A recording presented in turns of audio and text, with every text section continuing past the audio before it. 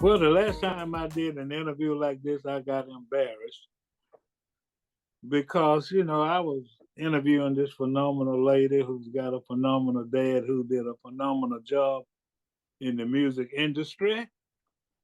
And I decided that, that I'm so talented until I would sing one of his songs. And this phenomenal lady told me after I messed up her phenomenal daddy's song, said, don't you chop my daddy's song up like that.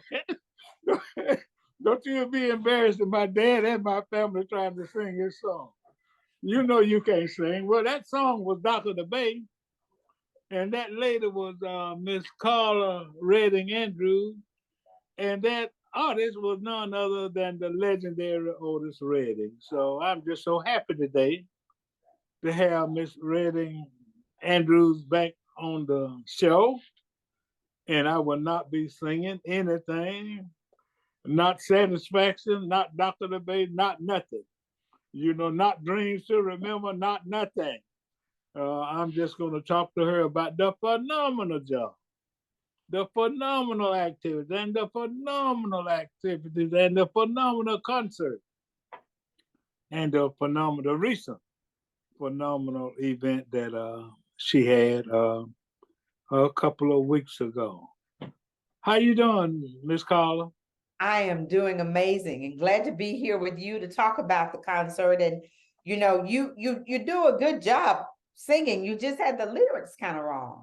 That was the only problem. I didn't mind the vocals at all, but if you're gonna do Otis, you got to at least know the lyrics. Well, no. Well, the moral of that story is stay in your. Hey, that's what I do. I stay in my lane. That's it. Don't ever ask me to sing anything, Otis, because I'm not going there. Yeah, that's exactly what My talented brothers, I leave that to them. Yeah. Yeah. This is a call to action. I'm your host, Alex Haversham, and as I mentioned, I'm going to be having a fireside chat today with none other than Miss Karla Redding Andrews, and there's so much to talk about. But let me begin, and then I'm going to just let her take it away and talk about anything that she wants to talk about.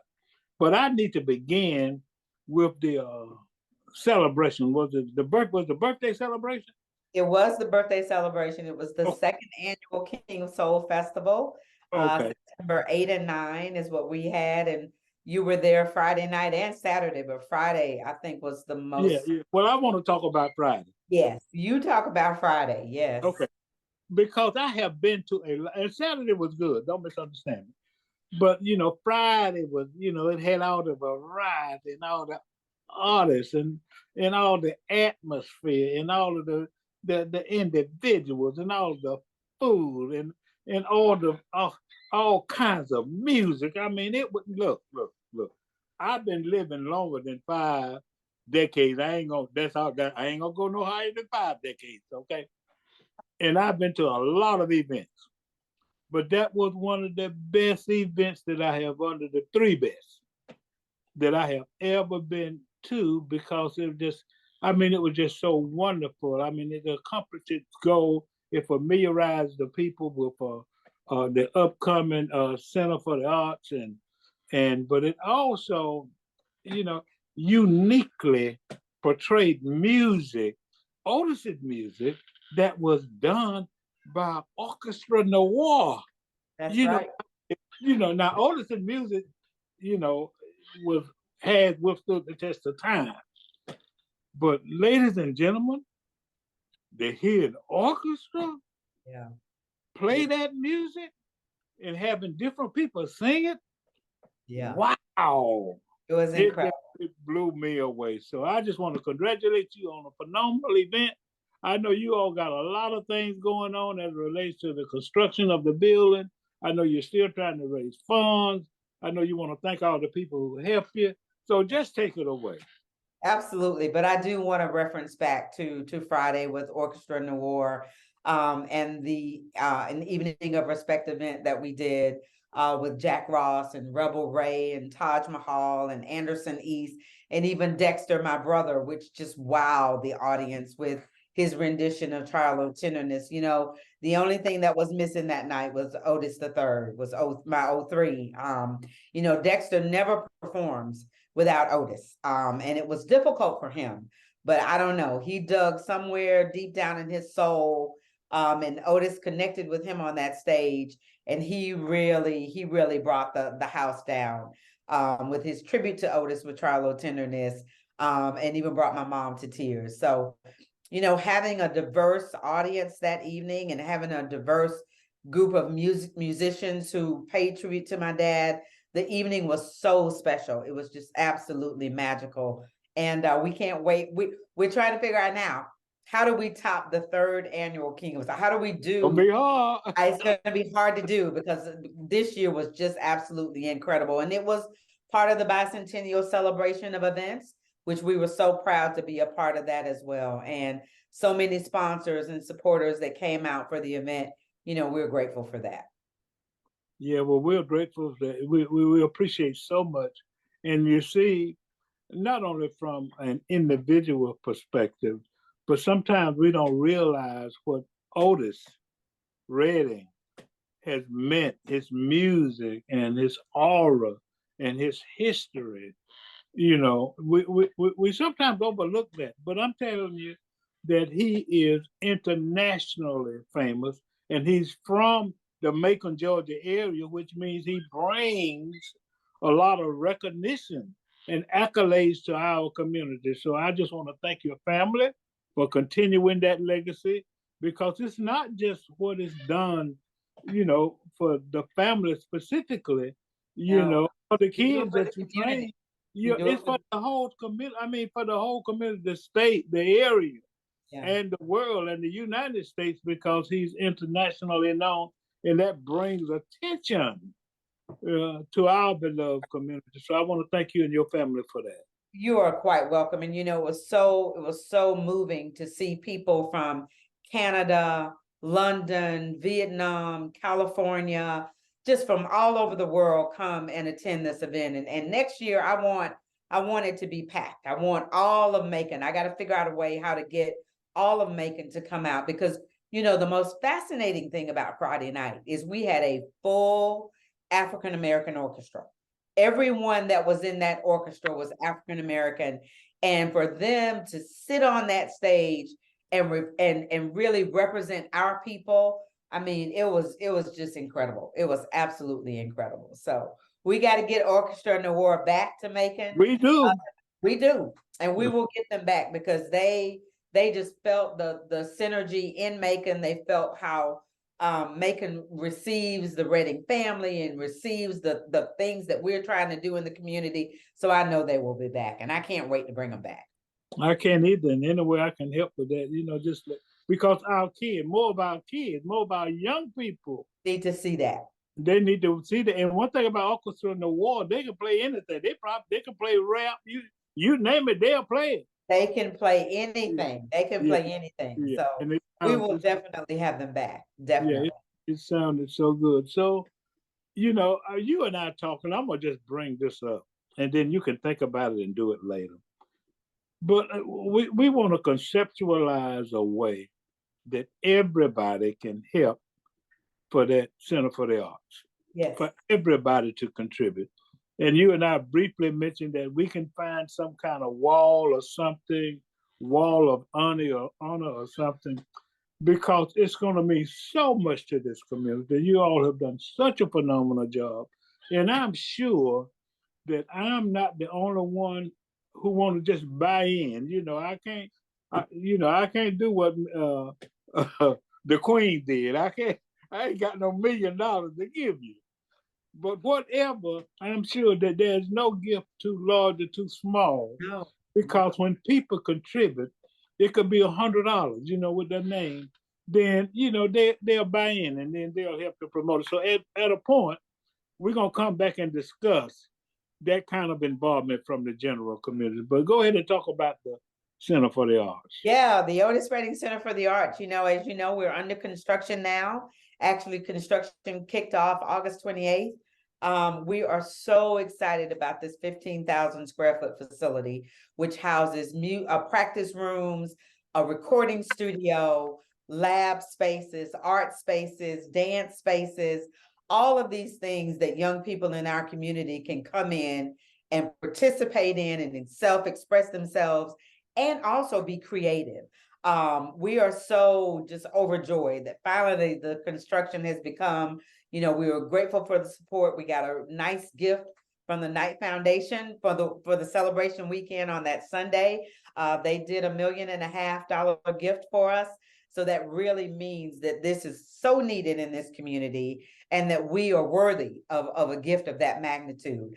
But we want the community to feel like it's their own. We want every kid, underserved, all kids to come and participate, because that is what Otis Redding would have wanted. He would want a space where kids can come in and feel like this is a safe space where I can come in, collaborate with my friends, collaborate with my coaches, and even maybe the next Otis Redding might come out of this space. That's what we hope for one day. As you know, the foundation has certainly supported a number of individuals who have come out of this space who are successful, such as Roderick Cox, who is now one of the most sought after orchestra conductors in the world. We've got engineers, we've got students doing their own recordings, putting out their own EPs. So we are on a path to success, whether you want to be in the music business or you just want to dabble behind the scenes. That is what this facility is going to offer for young people. What's that piano player's name that was with Zach Wilson. Zach Wilson. Was Zach in your program? Zach came right through our program. He came through the Otis Redding, through the Otis Music Camp, and now he is a permanent part with Orchestra de War. I saw that on the program. And in addition to that, Zach has his own recording coming out. I believe it's coming out November the 11th. He's doing a live recording at Capricorn, where he's releasing his own album. So see, these great things are happening right here in our hometown, and we are motivating and incentivizing young people. Hey, if Otis Redding can do it, you can too. Yeah, that is so outstanding. Well, let's just talk a little bit about, the center historically, about, how it kind of began and how it has grown. And, you also mentioned the young lady that you did the video on too. Yes, Sophia got the song with the Otis Music Camp Songwriter Award. And Sophia wrote an amazing song this year at camp called Monsters. And we had a group of industry professionals go through every single song that came out of the camp, and that was the one that was chosen as the best song of the year. And so we put a music video to her song and actually premiered it at the Evening of Respect. So, we started with this with the Otis Music Camp, for ages 12 to 18. And so then we figured, we need to start trying to get these kids a little earlier. So we started our Camp Dream program, which is ages 5 to 11, so that the kids can grow right into Otis Music Camp for ages 12 to 18. So both programs do the same thing. Camp Dream is just a scaled down version of Otis Music Camp, but these kids write, record, and produce their own music and then set a skit to it so they can perform it for their parents. So, that's the program now that we know is going to be the biggest, and we'll have a pipeline to grow right on into Otis Music Camp. It's kind of unfortunate. And then let me tell you why it's so necessary for the arts and the camp, because sometimes, for some reason, art is being minimized. Yes. In our society. Yes. And in the community. And and even sometimes in our educational system. That's right. And individuals don't realize the value of dance and painting and music and songwriting, what that can mean to our young people. Well, academically, you would be surprised as to what it does to balance out the academic day. I've seen so many kids who come to us struggling in math or even English, but we introduce them to music and lyrics, writing lyrics, and all of a sudden their grades just go up from math to English to social studies. All of that goes up. And that's what it needs to be. We need to have a happy balance of this in the classroom every single day. That's what we were trying to do with Dream Academy when we were trying to do the charter school. We wanted to balance music and arts into the academic day every day. And I understand that it may be hard to do. So allow us to be that one place for you to send the kids to be able to balance out their academic day with their self-expression and creativity. Wow. And then, and see the thing that's very true is that we all got some art in us. All of us do. You know what All I'm of saying? us. And Yeah, then some of us can be phenomenal artists, that's but right. some of these kids can be phenomenal artists if, in fact, they are put in the right kind of environment That's and right. if they are given the right kind of exposure to kind of, pull that talent out of them.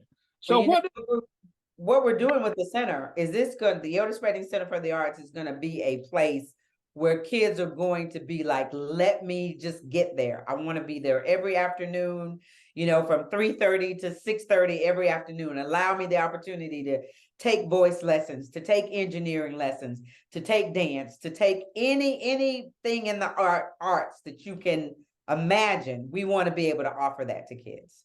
so you're going to be able to offer these programs to a lot more kids because you've got that center.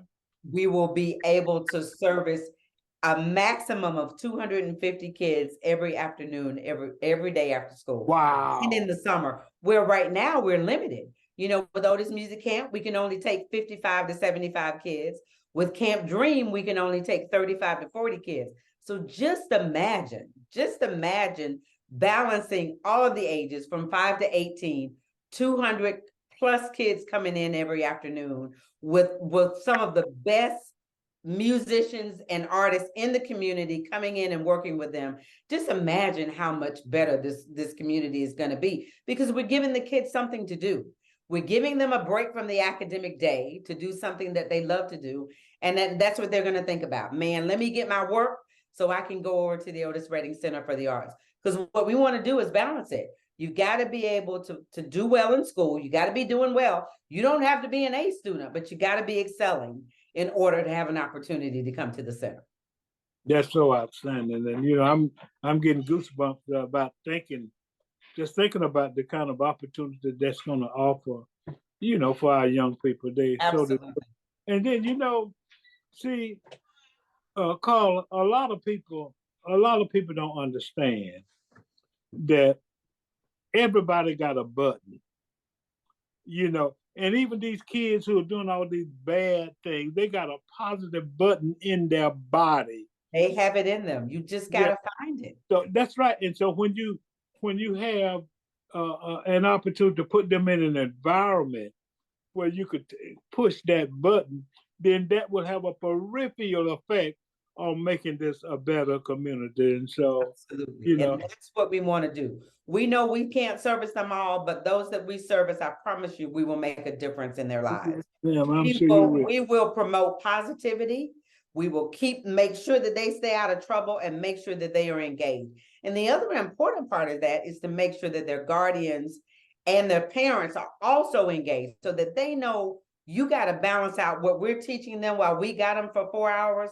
You gotta put in that same effect. Right, When right, they do good with us, they got to do good with you as well. right. So it's going to be a great partnership. Well, thank you very much. So, what else is going on with the foundation? I mean, I know you dedicated a lot of attention, but I'm sure that you're involved in other things. I know that, you got merchandise and just other things that you're involved in on a regular basis. Absolutely. The foundation, of course, is our focal point every single day. How do we service our kids? But also, we also I volunteer so much in the community. My whole team is involved in everything else. Justin is president of the Macon Film Festival. Kim's at Mount DeSales Academy and recruiting kids from around this community to come and be a part of our program. Reese, my audio visual engineer, is at Capricorn mixing and recording and doing his thing. So we are all making sure that not only are we siloed in the Otis Redding Foundation, but we're also out in the community to make sure that people know that we're accessible to volunteer and help in this community as much as we can. We got our big December holiday event coming up, which is our Otis the Season, which is coming up on the 9th of December at the Capitol. That's our biggest, Christmas holiday kind of fundraiser that the kids produce. They created and produce it themselves. So that's our next big event that's coming up. But we stay so busy here with not only with people coming in and out just to visit the museum, but also, just working with mom on the estate of Otis Redding. Mom is working on telling her story. Hopefully we'll get that out sometime in the next couple of years. And then just staying busy doing everything that we need to do to make that legacy continue on a positive footprint in Macon, Georgia. Well, I'm glad you used the word mom, because we were not going to do this interview without mentioning her, right? Without talking. So talk a little bit about your mother and begin with that $1 million. Talk a little bit about her. Yes, so my team and I have been planning for over 10 years. How do we get to a new center? How do we physically find the footprint to place this new center? And mom walked out one day and spotted the old New Way footprint, which was a dilapidated, burned site. And she said to me, that's the home of the new center. And I was like, Mom, how are we going to do that? I said, we can't buy that property. She said, I believe in everything that you and your team are doing. I believe that you are making a definite impact in this community. And I am going to purchase that building for the Otis Redding Foundation and give it to you all. And you all raise the money and get the center going. And so that all we needed was that first start. And since then, we've raised over $6 million towards the project so that when we go into that building, it will be completely paid for. And I will be able to hire the best of the best people to engage and operate that facility on a day-to-day basis. So, getting that first $1 million gift, the property from my mom, just really made everything easier to go out and to start fundraising. And then Benji Griffith, of course, came in with the second $1 million. And so everybody who has contributed understands who we are, what we are, and what a difference we're going to make in this community. And I couldn't be more grateful for my mom just believing in us. Well, let me ask you this, and we don't have to wait until we get that special arrangement for everybody to donate. What if somebody get all fired up now, and want to is there a mechanism to make a donation now, whatever it is? Absolutely. And no donation is too small. Trust me, no, it can be $20 that can go into that center fund. It will help pay for something. But you can go to otisreddingfoundation.org/center for the arts. And there's a donate button right there. Whatever amount you want to donate, it goes right into the center fund. So we are happy. Like I said, no donation is too large, no donation too small, because we will be fundraising into perpetuity. What we want to do is to endow the Otis Redding Center for the Arts, particularly so that we can provide access for underserved students in this community to come free of charge. We don't want them to have to pay to come to the center. We want them to be able to take advantage of our instructors and our programs. Those who cannot afford it, we want to be able to impact their lives with the things that we do. Well, that is so important and so outstanding. So we got the Otis the season. Is that the next event coming up? That is the next event coming on December 9th. And then, of course, we move into starting opening applications for the Otis Music Camp, which is the first and second week of June. And then in July starts our Camp Dream program. We have 2 sessions for that. And who knows, maybe by next September for the 3rd annual King of Soul, we may be able to walk on the footprint of the center and be able to have some events there for the King of Soul weekend. Wow. Well, don't forget Jermaine, Jermaine, yeah. He did. And he came and he stayed the entire time. My family goes way back with Jermaine. 03, my brother was such an inspiration to him and really a mentor for Jermaine. And before his untimely passing, he told me, he said, for this year, for the King of Soul, we really should honor Jermaine. And I said, Otis, you know how busy Jermaine is. I said, do you think he'll come? He said, why wouldn't he? He's family. You need to just ask him to come. And I did that to Jermaine, and Jermaine said immediately, I will be there. And he received the Otis and Zelma Redding Award of Respect. Yeah. And was the kids, the Dream Team kids, paid a wonderful tribute to him, and he was so impressed with those kids. And came back here to the museum after the event and talked about how important this legacy is to maintain, and what a great job Mom has done teaching us how to continue this legacy. So, having Jermaine, and then honoring Bidgie, and then honoring Roderick Cox, who's a Central High School graduate. We just did amazing. I think we really outdid ourselves this year. Yeah, I've got a cousin by marriage who said that, and I don't know where it was, that he used to go to Jermaine's house and throw CDs out on his grass. They used to throw him in the yard to try to get him to listen to it. So, man, that was Jermaine Dupree. So evidently, Jermaine has been in the business for quite a while, but this guy was an aspiring artist. They used to take CDs and throw on his lawn. That Jermaine has been in the industry for a long time. I can remember, and I think I told this story on stage. He was a young kid. I mean, he was like 8 or 9 years old, and he was break dancing all over, because he lived with us at the ranch. Really, his dad was there, and he said, "I'm gonna be a star," and I was like, "Jermaine, you better go to school is what you better do." He said, "Well, I'm going to go to school, but I'm still going to be a star." And I said on that stage that night, and look at him now, from Mariah Carey to Usher to all of these individuals that he's wrote songs for and produced them. So he is a very talented, smart individual who really appreciates connecting to the Redding legacy. Well, so are you and your family. Very smart and talented, and give a lot to this community. And we, speaking for the community, we really appreciate all that you're doing. We realize the kind of impact that you're going to have into perpetuity, as you would say. And we just thank you for everything that you and your family are doing. We miss Otis 3. Yeah, we miss Otis. We really miss him. I just want to give a shout out to him up there in heaven. Yes. And just want to thank you and encourage the community to support what you're doing in any way possible, because it's going to make a measurable difference in our community. This is a call to action. I'm your host, Alex Haversham, having interviewed Miss Karla Redding Andrews, and I'm going to be the first person to do an interview from that new center.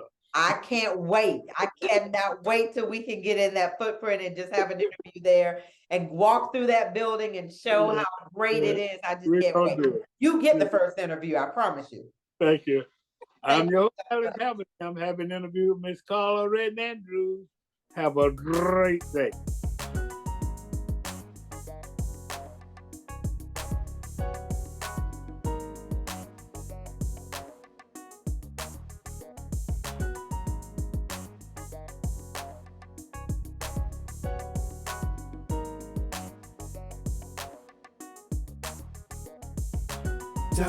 www.makingblackpages.com